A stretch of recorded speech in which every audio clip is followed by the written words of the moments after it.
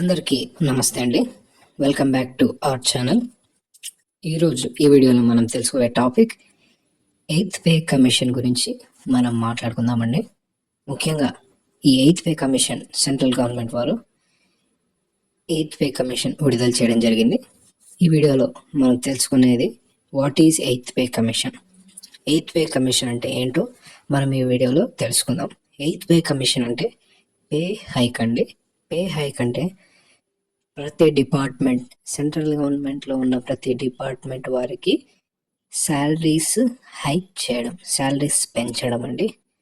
ఈ భాగంలో పోస్టల్ వారికి కూడా, జీడిఎస్ వారికి కూడా శాలరీస్ పెరగడం జరుగుతుంది. అంతేకాకుండా అలవెన్సెస్ అండ్ బెనిఫిట్స్ కూడా రావడం జరుగుతుందండి.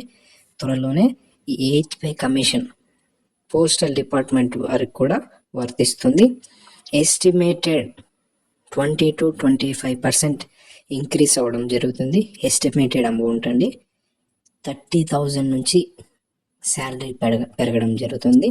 అంటే స్టార్టింగ్ శాలరీనే 30,000 నుంచి స్టార్ట్ అవుతుందండి. Benefits for government employees and pensioners అండి. ఈ ఎయిత్ పే కమిషన్ యొక్క బెనిఫిట్స్ ఎవరెవరికంటే గవర్నమెంట్ ఎంప్లాయీస్కి, పెన్షనర్స్కి మాత్రమే eighth pay commission, central government employees మాత్రమే ఇది వర్తిస్తుందండి.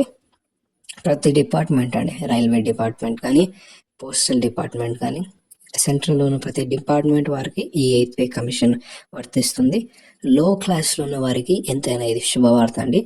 ఈ ఎయిత్ పే కమిషన్ లో క్లాస్లో ఉన్న వారికి శుభవార్త. ఎందుకంటే శాలరీ హైక్ అవుతుంది, శాలరీ పెరుగుతుందండి.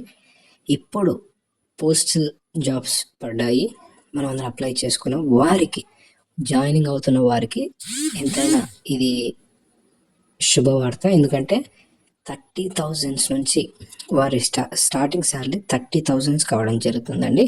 శాలరీస్ ఎంతైనా హైక్ కావడం జరుగుతుంది. ఈ ఎయిత్ పే కమిషన్ ద్వారా ఎన్నో లాభాలు ఉన్నాయండి. ఎయిత్ పే కమిషన్ ద్వారా శాలరీస్ పెరుగుతాయి, పెన్షనర్స్కి పెన్షన్ పెరుగుతుంది. తర్వాత బెనిఫిట్స్ అండి. ఏం బెనిఫిట్స్ అంటే పిఎఫ్, ఇవన్నీ కూడా హైక్ కావడం జరుగుతుంది.